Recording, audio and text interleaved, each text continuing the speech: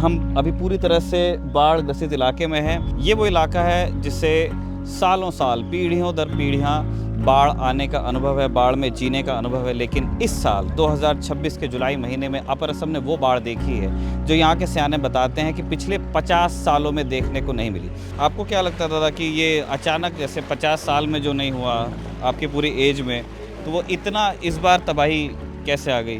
रात तो मानो सोया था, सुबह देखा है कि पानी घर अंदर घुस गया, पूरा गांव डूब गया। और बच्चा का कोई कपड़ा वपड़ा नहीं है, सब बह गया नदी में। यहाँ ऐसे सिचुएशन कभी आया नहीं था, लोगों को कोई प्रिपरेशन नहीं हुआ था यहाँ पे कि ऐसे बाढ़ आएगा। तो हम लोग जितना हो सके इतना हेल्प कर रहे हैं लोगों को। पानी पीने के भी बहुत प्रॉब्लम हो रहा है। ये लोगों के अपने पैसे से खरीदी हुई पानी की बोतलें हैं जो अब इस गाँव में बंटने के लिए जाएंगी।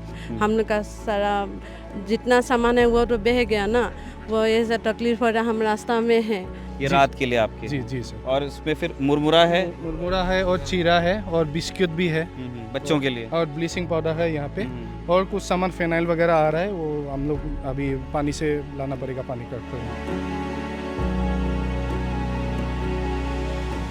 लगभग यहाँ तो 20-25 तो फिशरी था, सब मछली बाहर निकल गया। जो लोग फ्लड कंट्री नहीं देखे होंगे मैं उनके लिए बता देता हूँ। तालाब होते हैं, अगर तालाब के अगल बगल का पानी चढ़ जाए, अगर बाढ़ आ जाए तो मछली भाग जाती है बाहर। ऐसे अचानक से ऐसे पानी आ गया कि लोगों का जो सामान वगैरह जितना था वो बचा नहीं पाया। सरकार का गुजारिश है, आप लोग खुद आइए, खुद दीजिए, किसी को हाथ में मत छोड़िए, कोई तो नहीं दे रहा ना हम लोग को। असम में बाढ़ का आना खबर नहीं है, असम में बाढ़ का न आना खबर है। ये वो इलाका है जिससे सालों साल, पीढ़ियों दर पीढ़ियाँ बाढ़ आने का अनुभव है, बाढ़ में जीने का अनुभव है। लेकिन इस साल 2026 के जुलाई महीने में अपर असम ने वो बाढ़ देखी है जो यहाँ के सयाने बताते हैं कि पिछले 50 सालों में देखने को नहीं मिली। 6 ज़िले अपर असम के ज़्यादा प्रभावित हैं, उसमें सबसे ज़्यादा नुकसान शिवसागर ज़िले में हुआ है, चराइदेव में हुआ है, जोरहाट में हुआ है। जेरी और मैं फ़िलहाल शिवसागर ज़िले में है। हमारे पीछे आप देख रहे हैं राजाबड़ी गाँव का रास्ता जाता है, ये जगह है। आज 6वां दिन है जब बारिश बिल्कुल नहीं हुई है, उसके बावजूद आप देख सकते हैं कि कट ऑफ है। अंदाज़ा लेकर के लोगों को चलते हुए जाना पड़ता है आगे, और जो रिलीफ का सामान है अभी कंधे पर रखकर लोग ले जा रहे हैं। स्थिति इतनी गंभीर है कि यहाँ पर हम अभी पूरी तरह से बाढ़ ग्रसित इलाके में हैं, और जो सबसे बड़ी शॉर्टेज है इस इलाके में वो अभी पानी की है, क्योंकि जितनी वाटर सप्लाई यहाँ पे थी, जितने कुएँ थे, जितने हैंड पंप्स थे, जितने ट्यूबवेल्स थे, वो पूरी तरह से डूब चुके हैं। इसीलिए रिलीफ के सामान में सबसे ज़्यादा मांग अगर किसी चीज़ की है तो वो पीने का पानी है। पूरे असम से, चाहे वो राजनीतिक संगठन हो, चाहे वो गैर राजनीतिक संगठन हो, चाहे वो प्राइवेट इंडिविजुअल्स हों, वो रिलीफ का सामान लेकर के इन ज़िलों की तरफ आ रहे हैं, क्योंकि अब जाकर के हाईवे खुला है। 18 और 19 को जब 16 घंटे की बारिश शुरू हुई तब स्थिति इतनी गंभीर हो गई थी कि गुवाहाटी से तिनसुकिया तक जाने वाला जो मुख्य नेशनल हाईवे है, जिसको आप इस इलाके की बैकबोन बोल सकते हैं, वो पूरी तरह से कट ऑफ हो गया था। ट्रैफिक डाइवर्ट कर दिया गया था तेजपुर से नॉर्थ बैंक की तरफ, और बोगीबील पुल से होते हुए फिर वो घूम के पूरा रास्ता आता था। 6 घंटे का सफ़र 12 घंटे का हो गया था। अब वो हाईवे रिस्टोर हो गया है। उसी हाईवे से होते हुए हम भी आए, हमने जोरहाट लैंड किया था। हाईवे का एक जो रास्ता है, जो LHS साइड है, अगर आप जोरहाट से डिब्रूगढ़ की तरफ जा रहे हैं उस पर आपको गाड़ियां चलती हुई मिलेंगी। जो RHS साइड है उस पर अभी भी जो आम लोग हैं वो बसे हुए हैं, क्योंकि असम में, क्योंकि ये फ्लड कंट्री है, इसीलिए जो रास्ते हैं वो थोड़े से ऊंचे बनाए जाते हैं। मुझे और जेरी को ये बताया गया है, यहाँ के जो लोकल जर्नलिस्ट हैं जिन्होंने इस पूरे बाढ़ को कवर किया है, कि हाईवे के ऊपर कमर भर पानी था, अब जाके वो घटा है तो उसके ऊपर गाड़ियाँ चलना शुरू हो पाई हैं। यहाँ पर लोग किस तरह की दुश्वारियों से जूझ रहे हैं, अब जब बाढ़ का पानी उतर गया है तब वो किस तरह की दुश्वारियों का सामना कर रहे हैं, उन सारी चीज़ों को हम डॉक्यूमेंट करने वाले हैं इस वीडियो रिपोर्ट में। दादा हिंदी, तो हिंदी बोलते हैं आप? थोड़ा बहुत, थोड़ा थोड़ा हिंदी बोल लेंगे, इतना तो आता है। तो दादा क्या नाम है आपका? विजय कुमार दास। अच्छा, आप राजाबाड़ी के ही रहने वाले हैं? हाँ। अच्छा, आपके यहाँ अभी कितने लोग रहते हैं यहाँ पे आगे इस गांव में? इस गांव में 300 से ज़्यादा आदमी रहता है। अच्छा, और क्या हुआ था जब 18-19 को एक अचानक बारिश हुई, 16 घंटे तक की बारिश नहीं रुकी, उसके बाद क्या स्थिति थी आपके गांव में? गांव में रात तो मानो सोया था, हाँ, कब पानी आ गया कुछ किसी को मालूम नहीं है। सुबह देखा है कि पानी घर अंदर घुस गया, तब मानो बाहर जाने लगा। कोई हाँ वॉलंटियर यहाँ हैं, वो रेस्क्यू करके ले ही गया कोई आदमी को, हाँ, और कोई फंस गया है कोई यहाँ राजीव गांधी पेट्रोलियम टेक्नोलॉजी में रहता है। ऐसे जो रिलीफ कैंप लगा हुआ है। रिलीफ कैंप लगा है, वहाँ रहता है। तो पूरा गांव डूब गया था दादा? पूरा गांव डूब गया।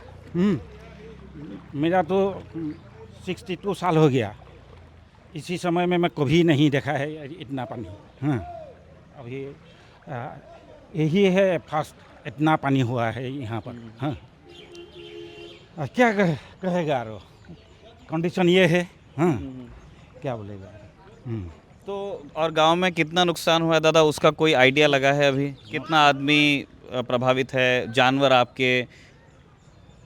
जानवर अभी तो जानवर ऐसे ही रहता है, कुछ कुछ खिलाया है। हाँ, घास का पात ऐसे रखता है। अभी तो जिंदा है जानवर सबका। तो और आप कितना दिन ऐसे रहेगा? हाँ, और 2 सप्ताह का बाद खाना नहीं मिलेगा, तब गाय भूस हो क्या होएगा उसको मालूम नहीं है। अब जानमान का नुकसान इसी घर में तो जो फ्रिज है, मोटर है, गोदरेज है, और सभी तो पानी में घुस गया, वो भी तो डैमेज हो गया। उस घर में भी ऐसा है, यहाँ में भी ऐसा है। कितना नुकसान हुआ ये अभी मालूम नहीं है। तो दादा एडमिनिस्ट्रेशन की तरफ से, सरकार की तरफ से कोई आपसे मिलने आया है? यहाँ का जो लोकल एडमिनिस्ट्रेशन है, सर्कल ऑफिसर, डीसी, किसी का विजिट हुआ है आपके गांव में? मुझे तो मालूम नहीं है, मैं अंदर में ही है। अभी मेरा बेटी को वहाँ रेस्क्यू करके ले गया है। हाँ, आगे मिलेगा आपको यहाँ कुछ माने सोशल वर्कर है, उनको भेंट करने से आप लोग को मालूम होगा कि कोई आया है क्या नहीं है, प्रशासन का आदमी आया है कि नहीं है। तो ये आपको क्या लगता है दादा कि ये अचानक जैसे 50 साल में जो नहीं हुआ आपकी पूरी एज में, तो वो इतना इस बार तबाही कैसे आ गई? कैसे आ गई तो मालूम ही नहीं है। अभी सुना है नागालैंड में कोई बांध है, बांध का गेट खोल दिया है। हाँ, और ऐसा ही होगा, सही है। नहीं तो ऐसा बांध कभी नहीं देखा है हम लोग को। तो देखिए ये स्थिति है। हम आपको बताएं कि क्यों कनेक्टिविटी का प्रॉब्लम क्या आया है, वो आपको इस बातचीत में सुनाई में आया होगा। दिक्कत ये है कि वहाँ रोड हेड है, और उससे आप उस रोड हेड से अगर लेफ़्ट जाएंगे तो शिवसागर टाउन आता है जो ज़िला मुख्यालय है। अब दिक्कत यह है कि इस रोड का कितना हिस्सा अभी साबुत है और इसके अंदर कौन सा हिस्सा बह गया है इसका कोई आइडिया नहीं है। तो लोकल से कर रहे हैं कि रिलीफ का सामान 4 व्हीलर से वहाँ तक के आता है, और उसके बाद में एक क्यू बना के एक सीधे लाइन में रास्ते के बीच में लोग चलते हैं, क्योंकि जो कटान होती है रास्ते के अगल और बगल होती है।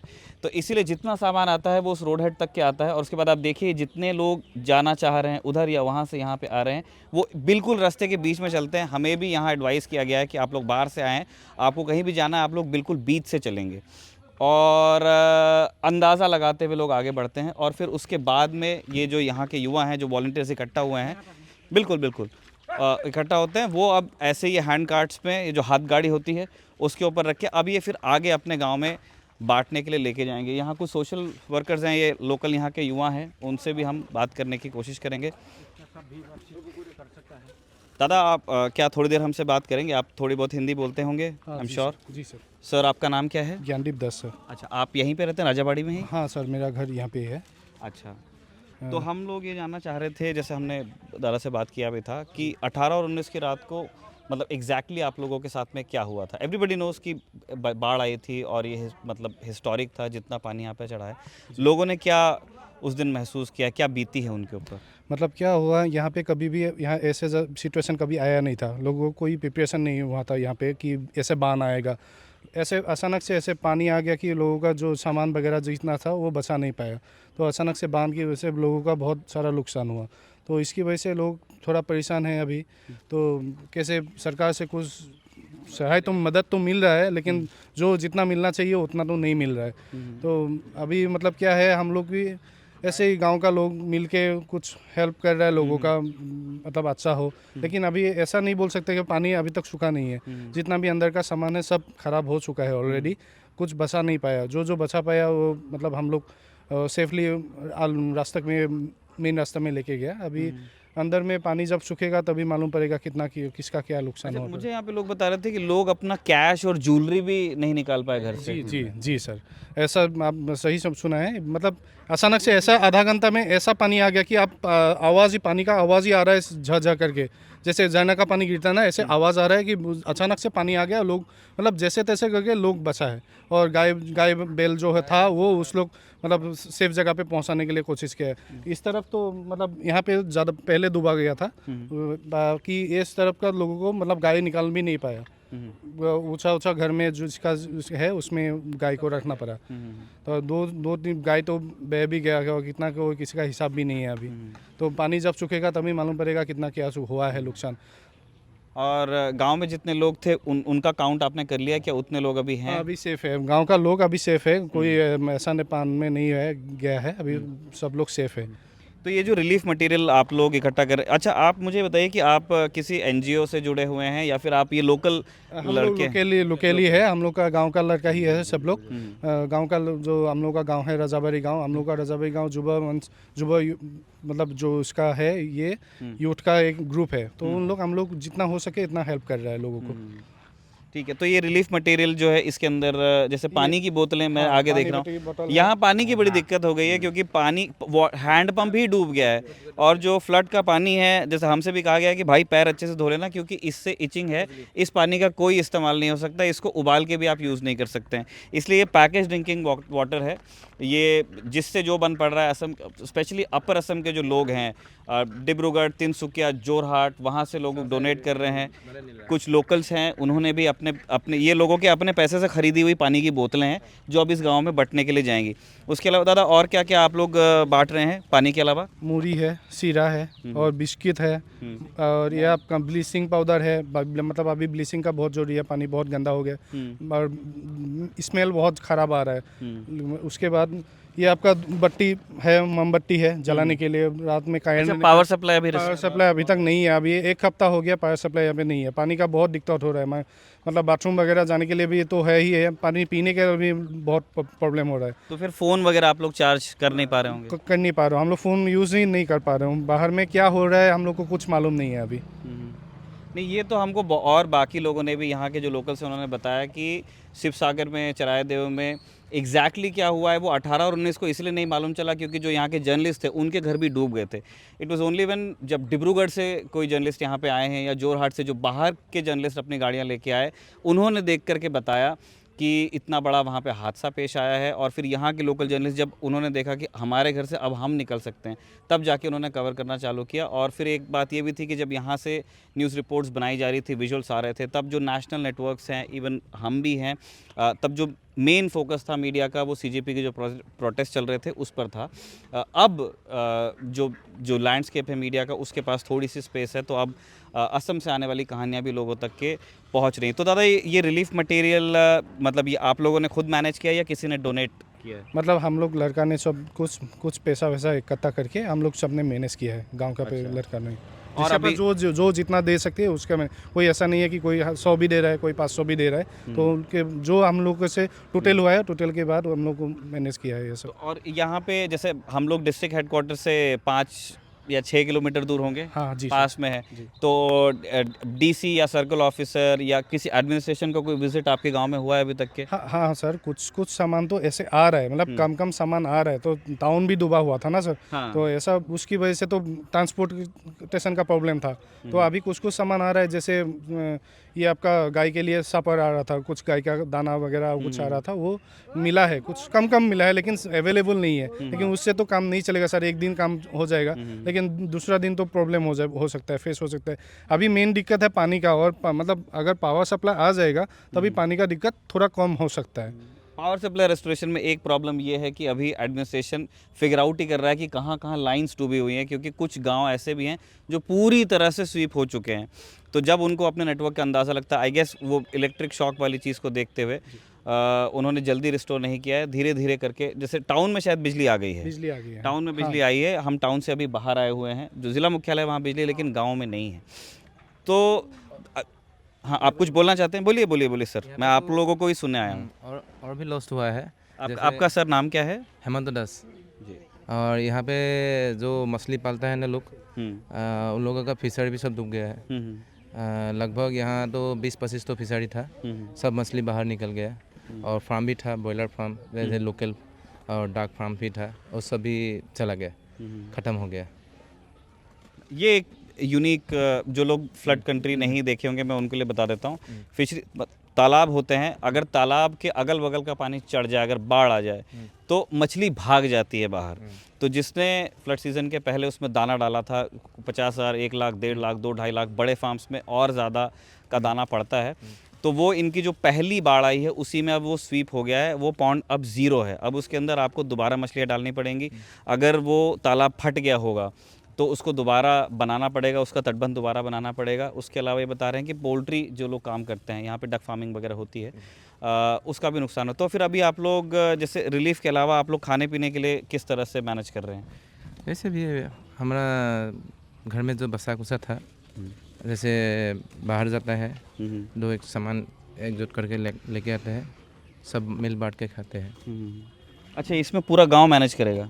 इस पूरा गांव मैनेज कर, थोड़ा देगा, कुछ तो हो सकता है। ये एक कमाल की चीज़ है। देखिए, मतलब आफत में तो यहाँ पे लोग हैं, लेकिन ये मुझे सुन के बड़ा अच्छा लगा। दुख भी हुआ कि जितना रिलीफ मटेरियल आपको दिख रहा है, आज शाम को राजाबाड़ी में इससे काम चलाया जाएगा। ये सब हर घर में बटेगा ये, और सब लोग बराबरी से इसको खाने वाले हैं। ये कैंडल्स हैं, मोमबत्ती है सर।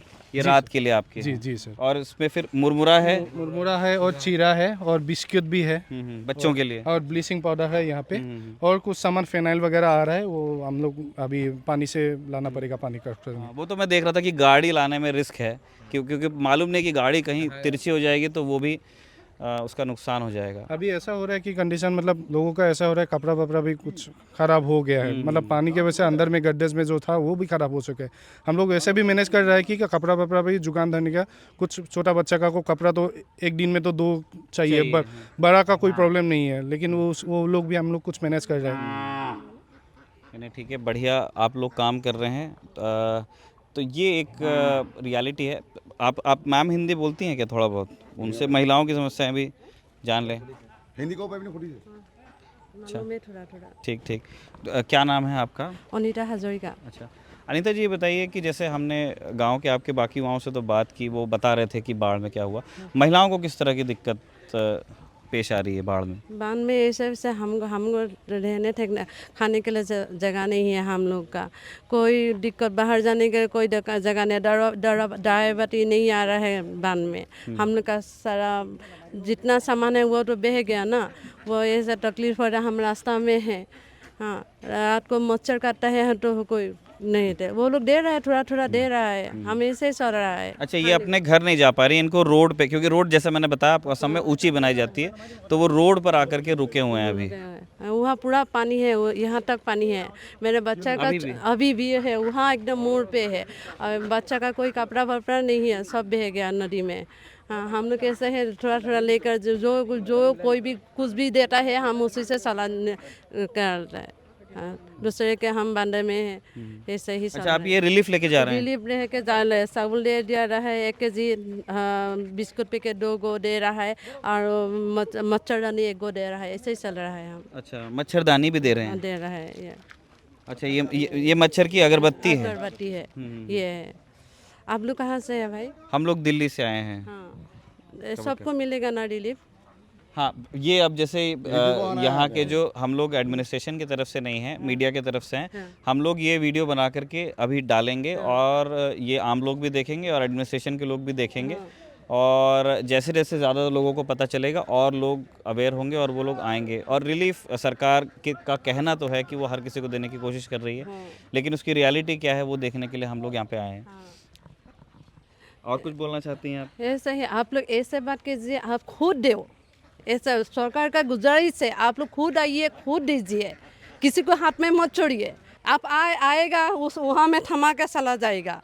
कोई देगा कोई नहीं देगा। कोई ऐसे बात बोल रहा है कि हम लोग भाड़ा घर में हैं, तुम लोग को नहीं मिलेगा। बानपानी वार्ड में आता नहीं आता है ना, हम वोट तो सरकार को देता है ना। वो लोग बोल रहा है वार्ड में आएगा, वार्ड में ही हम देगा। हम लोग तो वहाँ में पानी में चल रहा है, वो लोग बोल रहा है कि वार्ड में ही मिलेगा।